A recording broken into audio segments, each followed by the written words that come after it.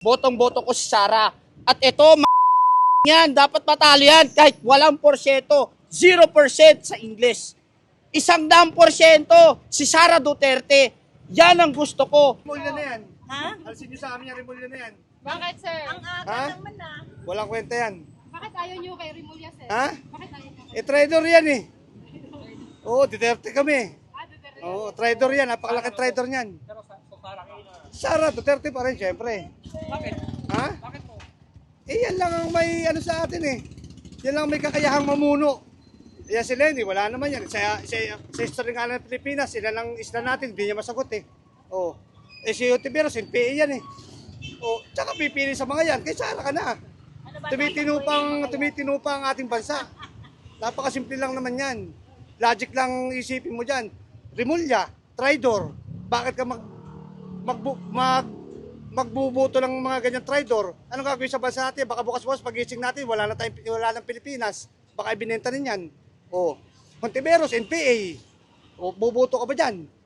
Lobredo, simpleng-simple. Ilan ang isla ng Pilipinas, pati yung lugaw, hindi daw di ba? Duterte ka na, saan ka pa? Duterte ka, sir. Solid. Matino pa ang mundo, matino pa ang bansa. Wala pang mga adik, wala pang mga rapist. Oh. Pag si Hontiveros, baka tayo, lahat na tayo, pagbarilan dito, puro NPA na tayo. Di ba? Ganun lang kasimple yan. Ako, Sara ako, Duterte. Bakit Sara po, sir? Sa gayahin niya po yung pamamalakad ni Tatay Digong eh. So, gusto Sa nyo po maging payapa rin yung Pilipinas at hindi diit pag siya nanalo, ma'am. Ano yan, ma'am? Mga tao rin, mga bayan. Kaya Sara Duterte ako. Ako, si Lenny, si John Vic, si Risa, ang hindi ko iboboto. Si Sara Duterte. Bakit, sir? Siyempre, if you are thinking voter, alam mo kung sinong dapat iboboto mo. So, alam na ng lahat yan, except for a few. So, thank you. Hindi naniniwala sa issue ni Sara, sir. What consideration? Ito na ang masasabi ko sa inyo sa lahat ng... Ako, I've never been to Davao. Pero if you know Davao, if you talk to anybody from Davao, makikita naman ang gawa nila. Kung binubulsan niya ang pera for the longest time sa pamilya niya, kita mo the way they live, kita mo common sense na lang eh. Kita mo ang Davao, ang ganda. So kung binubulsan nila yung pera, tignan mo yung mga kalaban niya. I don't know about, I've never been to any of their mga baluarte nila. Pero ang alam ko ang Davao, very nice, very progressive, very modern. So ikumpara mo sa lahat nilang mga baluarte, alam mo na kung sino ang hindi corrupt. Ito mga tatlo ito, puro ito magnanakaw. Ito si Sara, hindi magnanakaw. Yan, si John Beck, bayad na yan eh. Bakit si Sara? Nakita nyo mga ngayon ang nangyayari sa ating gobyerno. Puro nakaw na kay Bungbong lahat na ginagawa. Pati yan si John Beck. Sara talaga, ito mga yan. Sara ako. Bakit si Sara, sir? Ayos yan. Taga Mindanao ako. Siyempre Sara, mabait yan si Sara. Hindi naniniwala kay Risa, sir? Ay nako. Wala yan.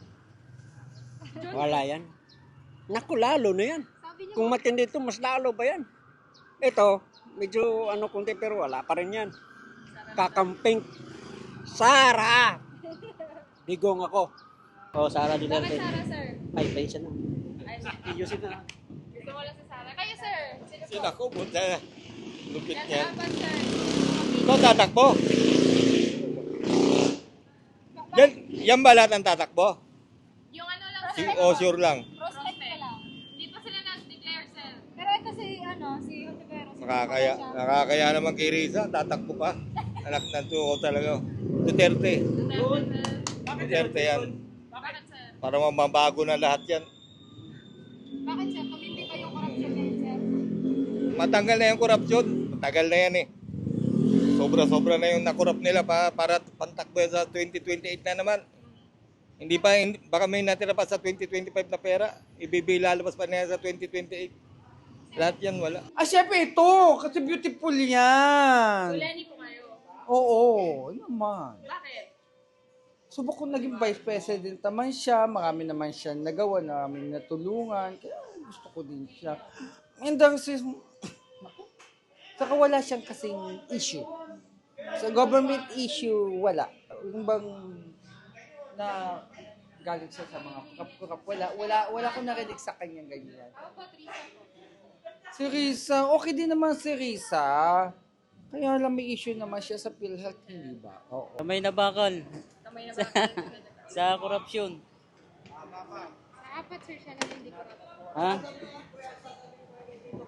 Wala, mga ano yung mga yan. Mga anay sa Pilipinas.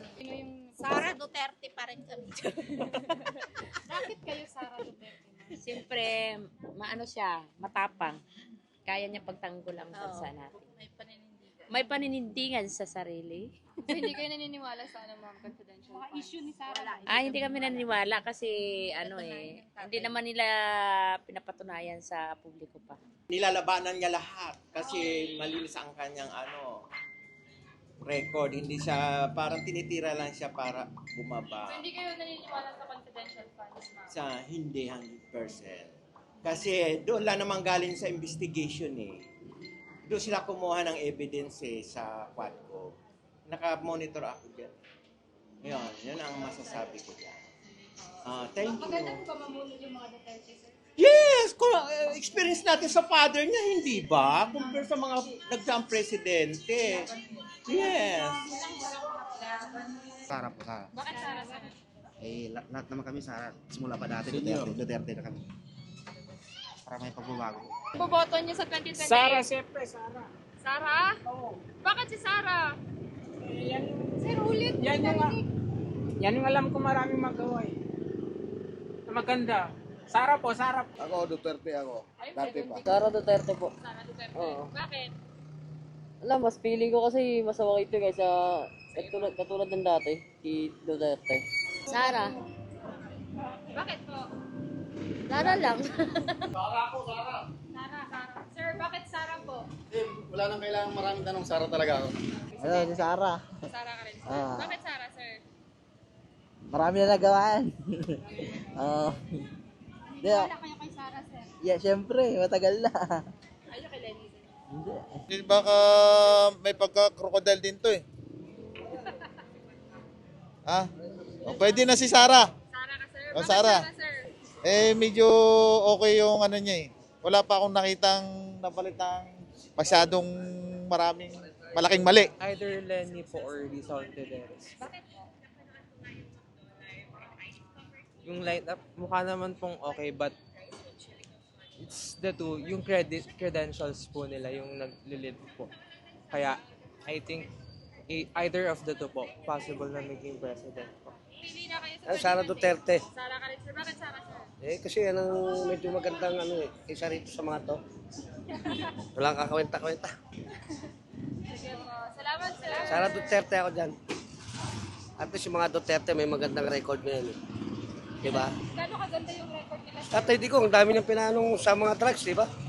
Number 1 yun, dapat talaga matanggal ang drugs. Lenny Robredo, mas gusto ko yung, kasi di ba, yung asawa niya nag-candidate ang president, then siya yung pumalit. They're more credible than any other candidates. Well, Ontiveros is one, but I prefer Lenny. Kulay green. Bakit Sara po, ma'am? Ay, wala. Basta gusto ko siya. Idol ko yun. Ito. Sara Duterte. Bakit Sara, sir? Maano yung papa niya Si Sara. Bakit Sara, sir? Parang si Tatay Digong lang din. Basta Sara lang. Oo, kahit sino. Kahit sino na ako. Kasi sino, sir? Ito, wala to. Wala rin ganun din Wala naman lahat yan. Wala mga bilang yan. Sara ka rin, sir? Oo. Bakit Sara, sir? Takpan mo yan. Bakit Sara, sir? Wala nang mga kwenta yan. Oo ba? Kahit ako bubuto, walang kwenta yan. Ano masabi, Tol? Ha? Ano? Dito kasi, tested na to. Ito po. Sara, ma'am. Bakit Sara po? Siyempre siya yung siya lang naman yung parang malakas. Sara Duterte. Sara ka, ma'am. Bakit Sara po? Mas marami silang nagagawa. Tapos, mas marami pa siyang magagawa. Nagpaano nga ako yung register para makaboto.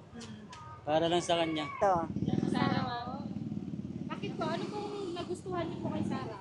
Basta, ano ko gusto ko siya, may paninindigan siya sa mga salita niya. Yun lang naman. Pero kagaya po ba siya sa tatay niya?